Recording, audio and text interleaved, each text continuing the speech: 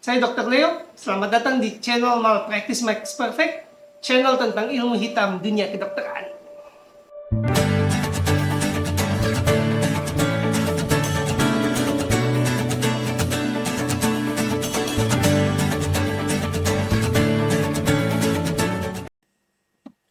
Obesitas, banyak jalan menuju Roma.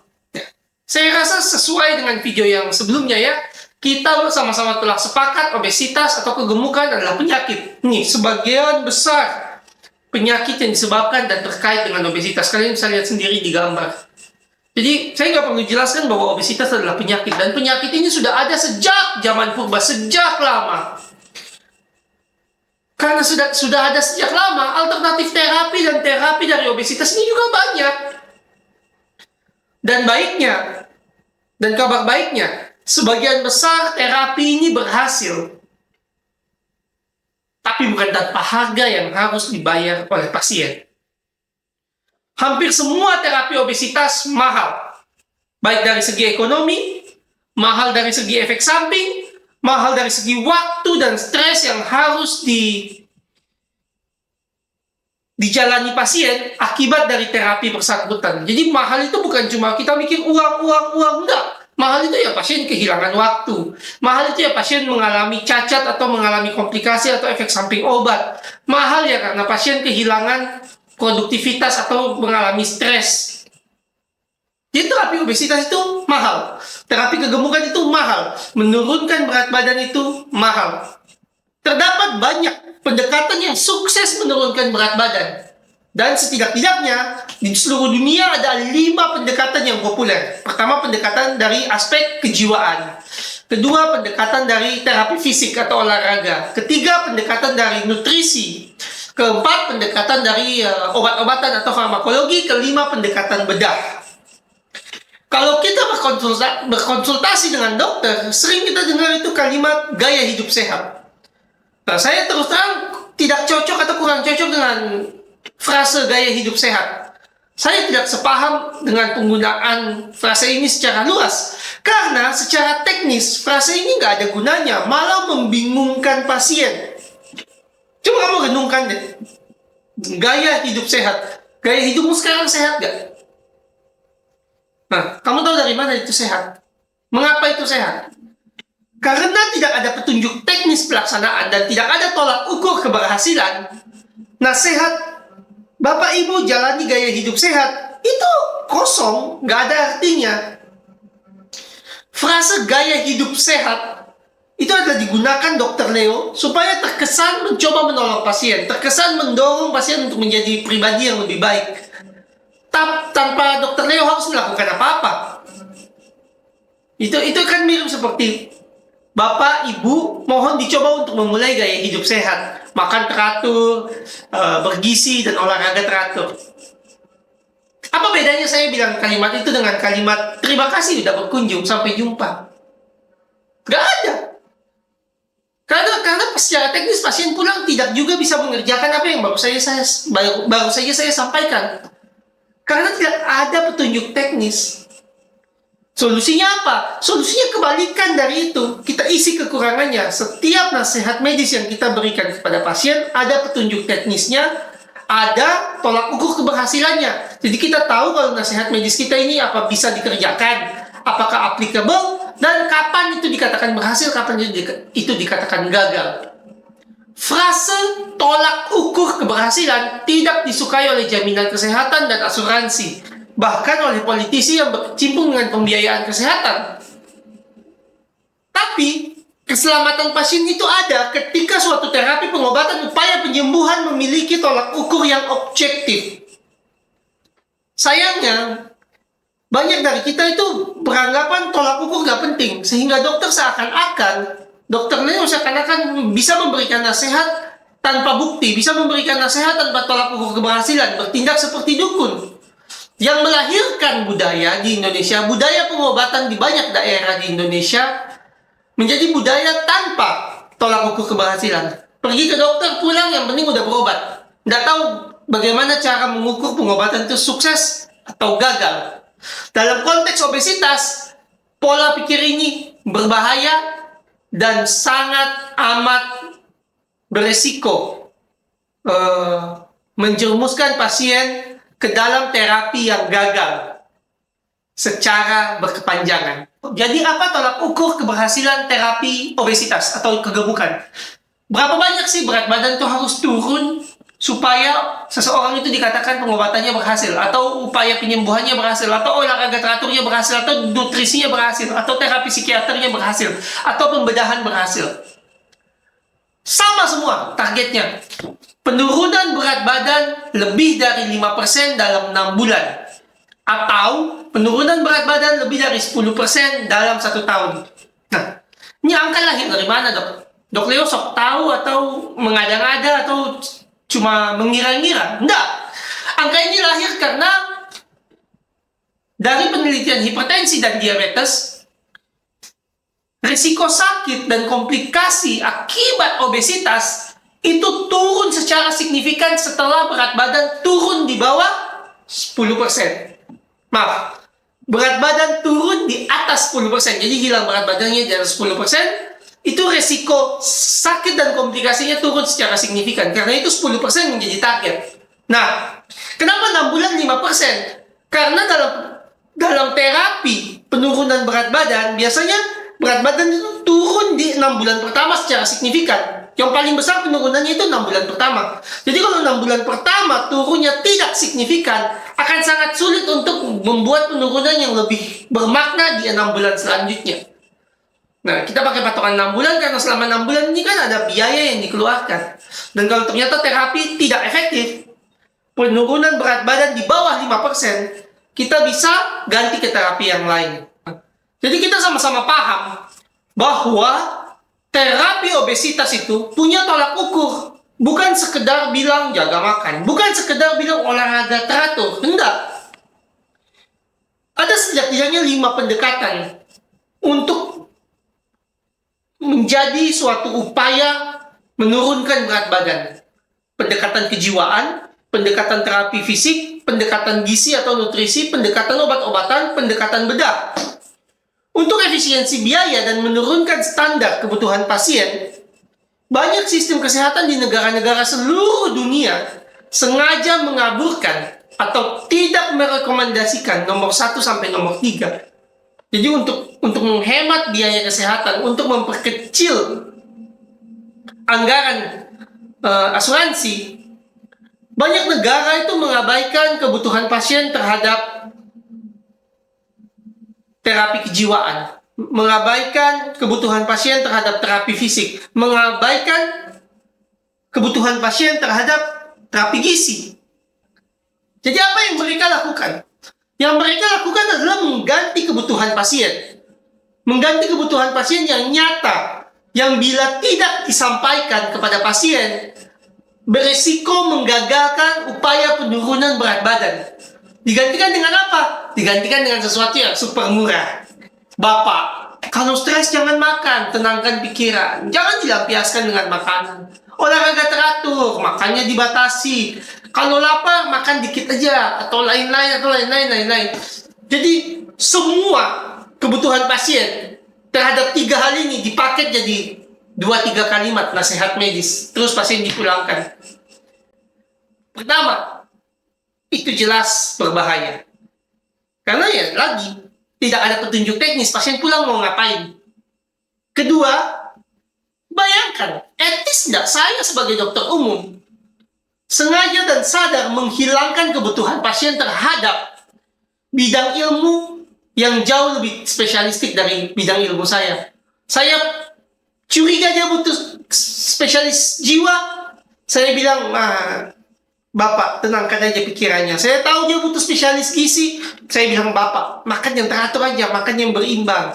Saya tahu dia butuh spesialis rehabilitasi medik atau kedokteran fisik. Saya bilang, Bapak olahraga teratur. Etis nggak? Ini nggak pernah ditanyakan. Kenapa nggak pernah ditanyakan? Karena kalau ini diakomodir, pasien selamat. Pasien selamat artinya sistem pembayaran akan bayar lebih mahal. Akan lebih murah kita mengabaikan kebutuhan ini. Dokter Leo yang menjadi dokter umum ini cukup mengabaikan apa yang dibutuhkan pasien. Dan pada akhirnya Dr. Leo membahayakan pasien dengan tindakan tersebut. Dengan nasihat medis tersebut, saya bukan menolong pasien, tapi membahayakan pasien. Yang ingin saya tekankan kepada Bapak Ibu yang nonton ini adalah bahwa dokter spesialis kedokteran jiwa, dokter spesialis fisik dan rehabilitasi atau spesialis rehabilitasi medik, dan dokter spesialis gizi klinik memiliki peran penting di tiap keilmuannya dalam menurunkan berat badan pasien. Jadi, kalau terapi penurunan berat badan tidak melibatkan salah satu dari mereka ketika pasien butuh, sangat amat beresiko pengobatan gagal. Dan gagalnya kenapa? Karena kita jumawa. Kita merasa cukup kita aja yang ngobatin. Kita udah cukup pintar untuk ngobatin sendiri tanpa bantuan spesialis lain yang sesungguhnya menjadi kebutuhan pasien. Nah, itu berbahaya. Upaya penyembuhan obesitas atau kelebihan berat badan harus komprehensif, harus lengkap. Kalau pasien butuh pendekatan kejiwaan, diberikan. Butuh obat, diberikan. Butuh pembedahan, diberikan. Butuh ahli nutrisi, diberikan. Butuh terapi fisik, diberikan. Kenapa? Karena kalau salah satu dari ini mereka butuh dan kita tidak berikan, ketika terapi kita selesai, bahkan bila terapi kita sukses, bahkan bila saat terapi selesai kita sukses, pasien akan kembali gemuk. Karena ada salah satu aspek yang kita hilangkan dari terapi tersebut. Nomor satu, pendekatan kejiwaan. Salah satu penyebab kegemukan adalah masalah gangguan perilaku. Ya, saya minta maaf kepada senior dokter spesialis jiwa bila saya menggunakan kata gangguan secara longgar atau lebih bebas, tidak sesuai dengan DSM-4 atau textbook. Seseorang dengan obesitas masih dapat berfungsi di masyarakat dan masih dapat melakukan perannya di masyarakat, masih bisa bekerja, masih bisa menjadi pelajar, layaknya pribadi yang tidak memiliki obesitas. Jadi tidak harusnya terganggu sampai ke aspek sana. Tapi dalam keseharian, seorang yang obesitas bisa aja mengalami kecanduan makanan, bisa aja mengalami stress eating atau makan sebagai coping terhadap masalah hidup, bisa aja punya perilaku obsesif terhadap makanan, bisa juga memiliki kasus yang ekstrim di mana pasien punya kepercayaan tertentu atau delusi terhadap makanan yang terus mendorong pasien untuk makan. Kegagalan identifikasi kebutuhan pasien terhadap pertolongan, kegagalan identifikasi kebutuhan pasien terhadap pertolongan ahli kejiwaan, kedokteran jiwa, ini akan meningkatkan risiko kekambuhan pasien, akan meningkatkan risiko setelah terapi selesai pasien akan kembali gemuk. Bahkan kalau kita tidak identifikasi bahwa pasien itu punya gangguan atau kebutuhan terhadap kedokteran jiwa, terapi kita ini bisa bermasalah. Katakan kita bedah seseorang yang punya gangguan makan, di mana dia kecanduan makanan, atau dia stress eating, di mana kalau stres dia harus makan, meskipun tidak lapar. Kita operasi aja. Apa akibatnya? Makanya akan tetap banyak. Best case skenario, setelah operasi dia tambah kurus, 2-3 tahun, berat badannya naik lagi. Worst case skenario, mungkin bisa komplikasi atau malnutrisi akibat operasi dan akibat dari gangguan jiwa yang tidak kita identifikasi. Nah, sama juga dari obat. Coba kita coba menyelesaikan masalah pasien dengan memberikan pengobatan. Kita berikan obat yang benar. Contohnya semaglutide, Ozempic kita kasih, Victoza kita kasih, Mounjaro kita kasih. Ekspektasi kita setelah kita memberikan obat ini, pasien mual dan nafsu makannya hilang. Tapi kalau pasien punya gangguan perilaku di mana dia harus makan untuk menghadapi stres, atau dia kecanduan makanan, ya dia akan tetap makan. Akibatnya apa? Efek samping obat semaglutide atau liraglutide ini yang adalah pankreatitis atau radang pankreas dan radang empedu, itu resikonya naik. Orang dikasih obat malah yang menekan nafsu makan, dia tetap aja makan. Kenapa? Lagi karena dia ternyata butuh pertolongan ahli kejiwaan yang kebutuhannya itu kita abaikan. Ya, sama lagi kalau pakai contoh yang lain, terapi fisik. Kita panggil personal trainer, kita panggil tim dokter rehabilitasi medik, panggil tim dokter kedokteran fisik. Setiap habis olahraga pasien makan, tiap habis olahraga pasien makan. Ya kapan kurusnya? Yang ingin saya sampaikan adalah bahwa pendekatan kejiwaan itu penting. Identifikasi kebutuhan pasien terhadap pertolongan psikiater, pertolongan ahli jiwa, pertolongan dokter jiwa, dapat membedakan antara komplikasi dan keberhasilan dan kekambuhan dalam terapi obesitas. 2. Pendekatan diet. Di video sebelumnya telah saya jelaskan bagaimana gula dan karbohidrat itu adalah senjata utama dalam bisnis makanan. Karena alasan ini, kontrol nutrisi harus dilakukan pada pasien yang mencoba menurunkan berat badan. Ahli gizi bukan hanya mengatakan apa yang harus dimakan, tapi juga bagaimana mengelola makanan tersebut. Nah, contoh nih, Dokter Leo yang bukan ahli gizi, saya kan orang dokter umum biasa, saya bilang, Ibu banyak makan sayur ya. Ibunya balik, 1 tahun kemudian berat badannya naik. Dok, saya udah banyak makan sayur. Sayurnya diapain? Bayam, digoreng. Ya kan, tetap gemuk pasti gitu. Jadi bukan cuma apa yang dimakan, tapi bagaimana cara mengelola makanan tersebut. Nasihat yang lain, contohnya saya bilang sebagai dokter umum yang nggak ngerti gizi. Bu, jangan yang banyakkan yang berlemak, jangan makan minyak. Dia balik berat badannya naik. Lah, kok begitu? Iya dok, saya nggak makan yang daging berlemak itu enggak. Yang saya makan nasi sama perkedel. Ya berat badannya naik lebih tinggi lagi karena itu murni kalori. Jadi nutrisi itu bukan barang gampang. Gizi itu bukan hal yang sederhana. Terutama kalau seseorang adalah seorang penderita obes kegemukan yang ingin menurunkan berat badan. Karena orang obes yang ingin menurunkan berat badan itu bukan orang sehat yang ingin menjaga berat badan. Kemungkinan sang penderita obesitas sudah punya penyakit yang lain. Yang penyakit ini harus menyesuaikan dengan nutrisi yang menurunkan berat badan. Tidak sesederhana orang sehat ingin menjaga berat badan. Inilah peran ahli gizi. Pasien hipertensi contohnya, tekanan darah tinggi, garam harus 4 gram sehari maksimal. Terus katakan dia punya diabetes, tidak boleh makan makanan kompleks karbohidrat dengan kalori tinggi. Kemudian dia punya GERD atau reflux dari lambung, tidak boleh makan banyak minyak. Dan 3 penyakit ini seringkali memang ada pada pasien obesitas. Jadi satu orang itu bisa punya 3-tiganya. Apa yang harus dia makan coba? Nggak, serius aku nanya kalian, kepikiran nggak makanan yang sehari itu menunya 4 gram garam maksimal, kalorinya rendah, kompleks karbohidrat, dan minyaknya dikit. Makan apa dia seharian? Ini nggak anekdotal. Ini realita yang dihadapi penderita obesitas di Indonesia.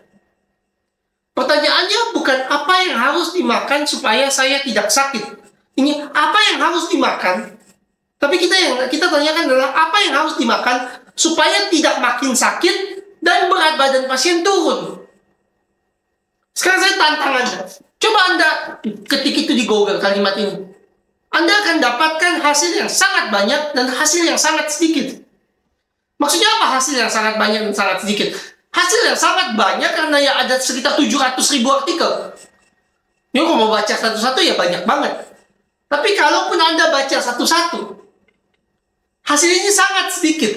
Kenapa? Karena dari hasil-hasil ini kemungkinan tidak bisa diaplikasikan dalam kehidupan pasien. Entah di daerahnya nggak ada bumbunya, entah di daerahnya nggak ada bahan makanannya, entah budaya dan agamanya berbeda untuk makan makanan tersebut. Nah, disinilah peran ahli gizi. Disinilah peran dokter spesialis gizi klinik. Ada ilmu dan penerapan yang menghubungkan antara informasi di keilmuan dan relevansi dalam kehidupan pasien menjadi satu upaya menurunkan berat badan dengan pendekatan nutrisi. Dan tolak ukurnya sama, 5% penurunan berat badan dalam 6 bulan.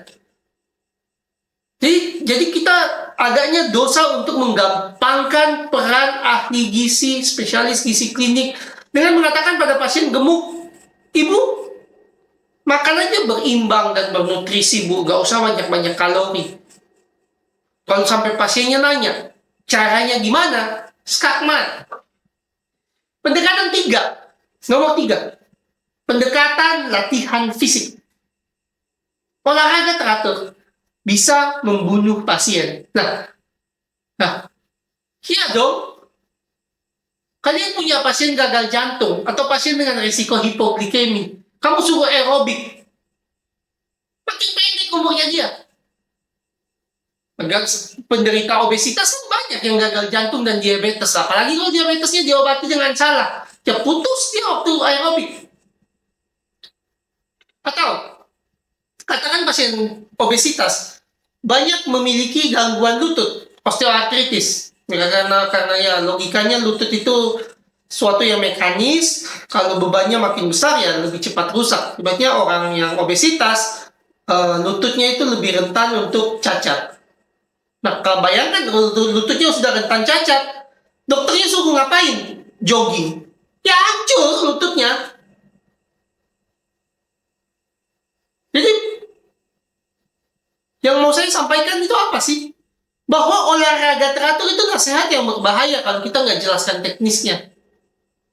Dalam kedokteran fisik dan rehabilitasi atau kedokteran olahraga itu terapi. Olahraga itu punya teknis cara melaksanakan, punya dosis seberapa sering, punya dosis beban apa yang diberikan. Nah, itu di luar kompetensi saya. Saya nggak bilang saya ngerti. Saya bilang tidak bisa kita hanya mengatakan kepada pasien olahraga teratur. Itu bisa mematikan. Itu ibaratnya kayak dokter, itu sama di mata ilmu kedokteran olahraga itu sama kayak dokter yang resepin obat bilang, ibu minum obat aja. Obatnya nggak dikasih tahu apa, dosisnya nggak dikasih tahu apa. Sama mematikannya. Ibu olahraga teratur aja, olahraganya kita nggak kasih tahu, dosisnya kita nggak kasih tahu. Kesimpulannya, latihan fisik atau olahraga bukan asal teratur. Bukan asal yang penting olahraga. Kegiatan fisik membutuhkan petunjuk teknis bagaimana melaksanakan latihan tersebut. Membutuhkan dosis latihan, berapa pembebanan dalam latihan tersebut. Karena ini namanya terapi. Ini namanya upaya menyembuhkan. Disinilah peran personal trainer dan dokter spesialis kedokteran fisik dan rehabilitasi dalam menurunkan berat badan pasien. Dan agaknya kejam dan tidak etis bagi seorang dokter umum seperti saya untuk mengecilkan peranan mereka dan dengan satu kalimat. Bapak Ibu, kalau mau kurus, Bapak Ibu olahraga teratur. Pasiennya nggak kurus, nggak lebih sehat, malah celaka kalau terjadi kasus-kasus yang saya sampaikan barusan. Dalam penelitian-penelitian yang mengevaluasi efektivitas suatu terapi terhadap penurunan berat badan, entah terapi itu terapi nutrisi, psikologis, obat-obatan, pembedahan, itu selalu didampingi latihan fisik. Dan latihan fisiknya selalu tersupervisi, selalu diawasi. Kenapa? Karena kalau selama penelitian, pasien disuruh olahraga dan dia celaka tanpa pengawasan, si peneliti akan kena masalah hukum. Si peneliti akan kena masalah moral. Dan si peneliti semua itu tahu bahwa orang-orang obes yang kita suruh olahraga teratur, yang kita suruh turunkan berat badan dengan perubahan gaya hidup, punya risiko meninggal saat olahraga. Apalagi kalau pengobatan atau terapi yang kita berikan selain aktivitas fisik beresiko membahayakan pasien. Contoh, pasien diabetes, obesitas, dia gemuk, dia diabetes, kita suruh olahraga. Kita obati diabetesnya pakai apa? Pakai glibenclamid yang berisiko menurunkan tekanan, menurunkan gula darah. Bisa tiba-tiba gula darahnya drop waktu olahraga. Kita kasih itu, kita suruh olahraga. Kalau ada pengawasan, terjadi gula darah jatuh, yang ngawasin kan bisa nolong. Ngerti? Itu gunanya yang ngawasin. Bukan sekedar itu. Yang ngawasin itu bahkan bisa melihat bahwa oh ini pasien mulai ada tanda-tanda gula darahnya rendah, disuruh stop olahraga. Tapi kalau dia nggak diawasi, Bu, ini glibenclamid, turun gula darahnya, kita suruh dia jogging sendirian di pinggir hutan. udah lututnya hancur karena obesitas, udah diabetes, terus kita tambah glibenclamid, kita racunin biar gula darahnya drop waktu latihan. Pas latihan ya udah pingsan, kepleset masuk got, lutut hancur, nggak tahu kepala kepentok di mana, meninggal, tanggung jawab siapa? Kan itu nyawa juga. Jadi latihan fisik itu idealnya di bawah supervisi. Karena pasien obesitas adalah pasien yang berisiko tinggi untuk mengalami celaka atau cedera selama latihan dan olahraga. Jadi sinilah peran expert di kedokteran fisik dan rehabilitasi. Latihan fisik itu efektif untuk menurunkan berat badan. Ya, harus diawasi dengan benar sehingga jangan pasien yang pengen sehat ujungnya menjadi cacat. Nomor 4, pendekatan obat. Nah, ini paling banyak hoaxnya ini sebenarnya. Karena kan konsultasi psikiater antara males, malu. Ngatur diet, ya Tuhan, ngatur diet itu ribet. Siapa yang mau masakin? Olahraga teratur, males. Mau bedah, takut, mahal. Apa yang paling mungkin? Obat. Karena itu obat, banyak hoaxnya. Dan hoax yang paling banyak tentang obat adalah bahwa obat ini yang paling, pendekatan obat-obatan adalah yang paling aman dan efektif. Enggak. Balik lagi ke yang tadi, nomor 1, 2, dan 3. Pendekatan menurunkan berat badan tergantung kebutuhan pasien. Obat bukan yang paling aman dan efektif. Kalau kebutuhannya pas, kondisi profil pasien cocok untuk obat, ya efektif. Tapi kalau enggak, ya enggak juga. Terdapat 4 golongan obat yang populer digunakan untuk menurunkan berat badan. Yang pertama, Orlistat, Penteramin Topiramate, Naloxone Bupropion, Liraglutid, Semaglutid, dan Tirsapatide. Kita akan bahas satu-satu secara singkat. Ya, secara paling terkenal dulu. Orlistat paling terkenal. Orlistat ini yang paling tua dan paling terkenal obatnya. Ya, sederhananya obat ini supaya badan nggak nyerap lemak. Jadi dengan mengkonsumsi obat ini, lemak yang kita makan ya lewat aja. Sehingga kalori makanan kita akan jauh berkurang. Masalahnya kan lemak ini ada fungsinya. Salah satu fungsi lemak adalah melarutkan vitamin dan mineral. Vitamin A, vitamin D, vitamin E, vitamin K, kalsium, zat besi, magnesium, fosfor, tembaga, kalium, selenium, zinc, itu semua larut di lemak. Jadi ya kalau lemaknya kita buang, ya vitamin sama mineral ini ikut hilang. Akibatnya risikonya malnutrisi pasiennya. Kamu kurus tapi ya juga kekurangan nutrisi. Efek samping lain yang mengakibatkan pasien sering berhenti untuk menggunakan obat ini adalah karena lemaknya ya asal lewat, ya feses atau kotoran pasien wujudnya akan mirip oli. Dan itu kan lengket dan licin. Bayangkan kamu BAB minyak selama 1 tahun. Itu secara psikologis tidak disukai banyak pasien. Sehingga risiko putus obat Orlistat ini tinggi. Nomor 2, obat yang dipilih yang lain adalah Penteramin sama Topiramate. Ini di orang Eropa udah nggak pakai karena efek sampingnya banyak. Sederhananya obat ini menekan nafsu makan, tapi bisa mengakibatkan gangguan kejiwaan dan gangguan jantung. Topiramate juga bisa menghancurkan intelektual atau kognitif pasien dan meningkatkan risiko batu ginjal. Jadi kesannya kan ya sepertinya lebih banyak rugi daripada untungnya. Karena alasan ini, Badan Keamanan Eropa melarang penggunaan obat ini. Dan masuk akal mereka melarang karena nggak worth it lah. Organmu rusak demi turun berat badan. Dan obat ini jadinya tidak murah karena pasien celaka. Nomor 3, Naltrexone dan Bupropion. Ini serupa dengan obat sebelumnya, Penteramin sama Topiramate, tapi lebih aman. Jadi efek sampingnya hanya hipertensi kalau kita pakai Naltrexone sama Bupropion. Masalahnya dosisnya itu harus tinggi dan efektivitasnya terbatas. Hanya 5-6% penurunan berat badan per tahun. Padahal kan target kita 10%. Jadi obat ini kurang diminati. Ngapain suruh pasien beli obat yang susah dicari? Ini susah dicari. Coba kamu ke apotek cari naltrexone sama bupropion. Bakal sulit karena harus dengan resep, itu pun kalau apoteknya stop. Dan efektivitasnya 5-6% per tahun. Terakhir, obat terbaru adalah liraglutid, semaglutid, dan tirsapatide. Nah, liraglutid itu kalau di pasar kamu ke apotek nanya namanya Victoza. Kalau semaglutid itu namanya Ozempic. Tirsapatide itu namanya Mounjaro. Nah, ini adalah kelompok obat.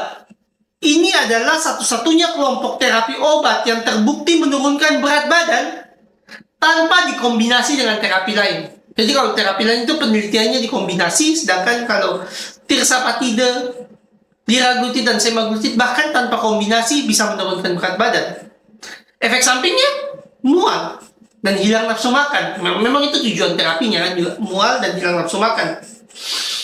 Lebih serius ya radang pankreas yang tadi saya jelaskan, tapi kasusnya jarang. Jadi itu dari sekian banyak hanya 1 atau 2 kasus yang muncul. 3 obat ini sangat cocok kepada pasien. Bukan cuma sangat cocok, tapi memang lini pertama untuk diberikan kepada pasien obesitas yang mengalami diabetes atau pre-diabetes. Karena kalau ini diberikan kepada pasien obesitas dengan diabetes, ada kemungkinan baik bagi pasien yang beruntung untuk sembuh dari diabetesnya. Sembuh sementara. Kita kenal sebagai remisi diabetes. Tapi yang dicapai harus dengan obat ini. Kalau dengan obat lain, ya nggak cuma tinggal mimpi. Ya. Victoza, Ozempic, Mounjaro ini aman buat pasien. Cuma ya asuransinya bangkrut. Victoza itu 3 juta per minggu. Ozempic 5 juta per minggu. Tirsapatide atau Mounjaro itu 8 juta per minggu. Ya, keselamatan dan keamanan pasien ya memang mahal. Kalau mau pasien selamat, obat ini adalah rekomendasi kita. Tapi karena kondisi ekonomi sedang tidak baik-baik saja, mungkin sejenak kita lupakanlah obat-obat ini dulu. Nomor 5, pendekatan bedah. Pembedahan merupakan terapi penurunan berat badan yang hasilnya tidak tergantung pada niat pasien. Pemilihan kandidasinya tergantung pada niat pasien. Tapi kalau sudah dipilih dan dioperasi, penurunan berat badannya sudah tidak bergantung pada niat pasien. Meski demikian, ya memang ini bukan kompetensi saya, ini kompetensi spesialis bedah digestif, SPB, strip konsultan bedah digestif, KBD. Nah, memang harus disaring dengan teliti sehingga hasil bedahnya bisa optimal. Saya bukan spesialis bedah dan saya tidak belajar aspek bedah dari bedah untuk penurunan berat badan atau bedah bariatrik. Tapi dari aspek non bedah yang kita perhatikan adalah bahwa seseorang yang menjalani terapi pembedahan ini memiliki resiko mengalami malnutrisi atau resiko mengalami peningkatan berat badan setelah operasi. Nah, untuk menghindari ini, kita kembalikan ke spesialis bedah untuk memilih pasien dengan tepat, sehingga untuk biaya yang dikeluarkan, pasien bisa mendapatkan hasil yang optimal. Kesimpulan. Kita punya 3 kesimpulan dari video ini. Pertama, menurunkan berat badan merupakan kerja tim, merupakan suatu upaya berkelanjutan yang kemungkinan dikerjakan jangka panjang jika tidak seumur hidup. Nomor 2, menurunkan berat badan yang dikerjakan dengan benar membutuhkan waktu dan biaya yang tidak sedikit, sehingga keuangan asuransi dan jaminan kesehatan akan lebih murah membiarkan pasien obesitas mati dan mengalami komplikasi. Nomor 3, menurunkan berat badan pilihannya pahit, antara mengorbankan uang yang banyak dan pasien selamat, atau berhemat dan pasien menelan pil pahit akibat efek samping obat. Yang tadi kita jelaskan bahwa obat itu enggak, justru yang paling banyak korban efek sampingnya. Upaya penyembuhan obesitas tidak bisa murah dan tidak boleh murah. Karena ada tim ahli yang meluangkan waktunya, tenaga, dan keahliannya. Psikiater, personal trainer, ahli kejiwaan, kemungkinan perawat psikiater, ahli rehabilitasi, ahli gizi, spesialis gizi klinik. Semuanya itu kalau gratis, itu namanya perbudakan. Ada harga yang harus dibayar untuk tiap terapi.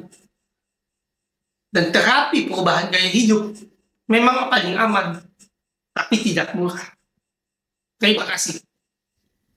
Terima kasih telah menonton video Malpractice Makes Perfect.